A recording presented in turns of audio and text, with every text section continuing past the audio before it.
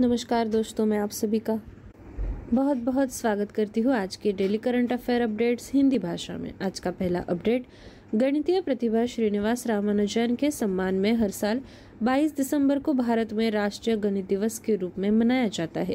2012 में तत्कालीन प्रधानमंत्री डॉक्टर मनमोहन सिंह द्वारा समारोह की घोषणा की गई थी। श्रीनिवास रामानुजन का जन्म 22 दिसंबर 1887 को तमिलनाडु के इरोड में हुआ था। 1918 में उन्हें एलिप्टिक फंक्शंस और संख्या के सिद्धांत पर अपने शोध के लिए प्रतिष्ठित रॉयल सोसाइटी का फेलो चुना गया।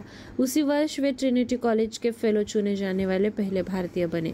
अगला अपडेट है अर्थव्यवस्था का। केंद्रीय वित्त मंत्री निर्मला सीतारमण ने संसद को सूचित किया कि देश के सबसे बड़े ऋणदाता भारतीय स्टेट बैंक ने पिछले 4 वित्तीय वर्षों में 1.65 लाख करोड़ रुपए के ऋण को माफ किया। इसके बाद पंजाब नेशनल बैंक PNB ने 59,807 करोड़ रुपए का कर्ज माफ किया। बैंक आमतौर पर उन ऋणों को माफ कर देते हैं जहां वसूली की कोई गुंजाइश नहीं होती। बैंकों के ऐसे ऋणों से होने वाले संभावित नुकसान को कवर करने के लिए पैसे अलग रखने की जरूरत है। इससे बैंकों के मुनाफे पर असर पड़ता है। PNB ने पिछले 4 वित्त वर्षों में 59,807 करोड़ रुपए के ऋण को माफ किया। इसके बाद IDBI बैंक ने 33,135 करोड़ रुपए के ऋण को माफ किया। अगला अपडेट है शिखर सम्मेलन का। प्रधानमंत्री नरेंद्र मोदी ने वीडियो कॉन्फ्रेंसिंग के माध्यम से श्री अरबिंदो की 150वीं जयंती के उपलक्ष्य में एक कार्यक्रम में भाग लिया और आध्यात्मिक नेता के सम्मान में एक स्मारक सिक्का और डाक टिकट जारी किया।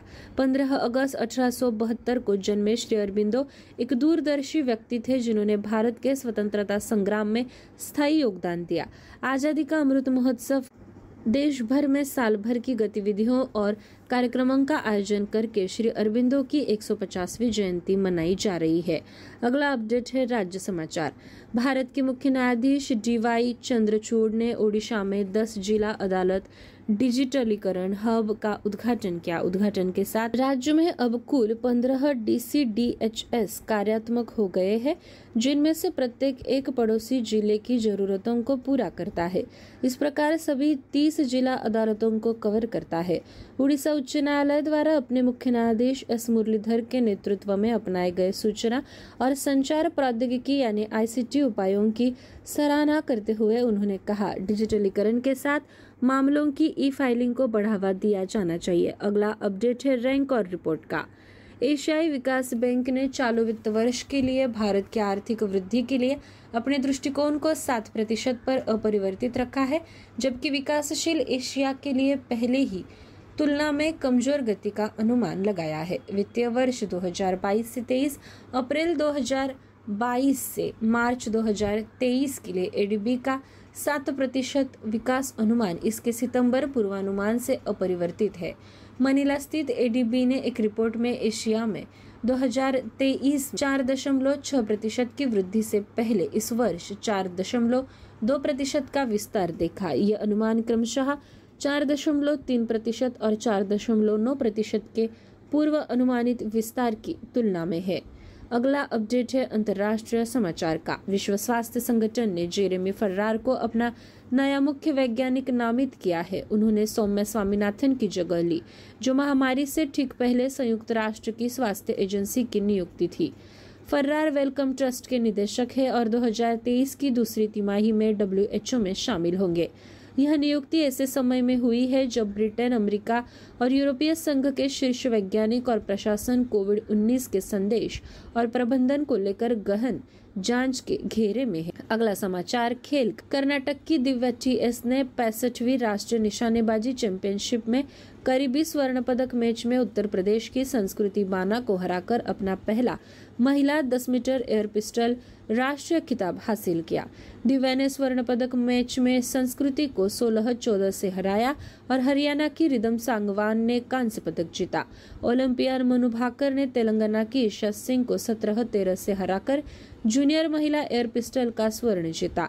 रिदम एक बार फिर कांस्य स्थान पर थी। हालांकि उन्होंने संस्कृति पर 16-12 की जीत के साथ युवा वर्ग में स्वर्ण पदक जीता।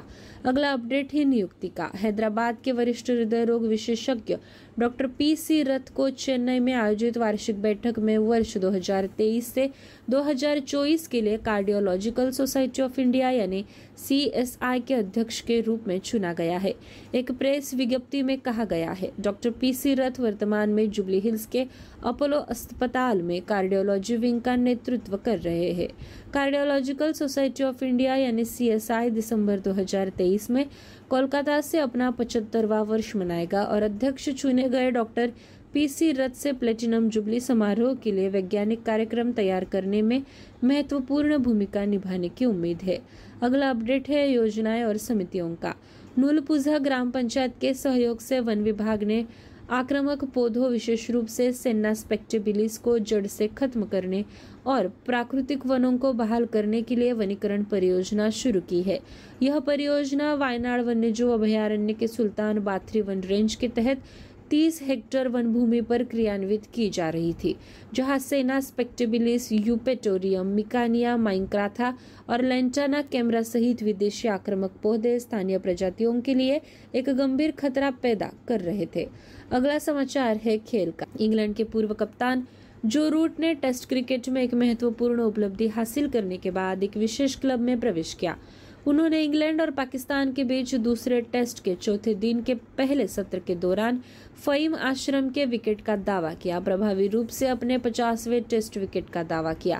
अपने आखिरी विकेट के साथ 31 वर्षीय टेस्ट क्रिकेट इतिहास में 10,000 रन बनाने और 50 विकेट लेने वाले केवल तीसरे खिलाड़ी बने। रूट से पहले जैक स्केलिस और स्टीव वॉ ही अन्य खिलाड़ी थे जिन्होंने यह उपलब्धि हासिल की थी। दोस्तों, ये थी हमारी आज की daily current affair update Hindi भाषा में। मिलते हैं अगले सत्र में। आप सभी का शुक्रिया।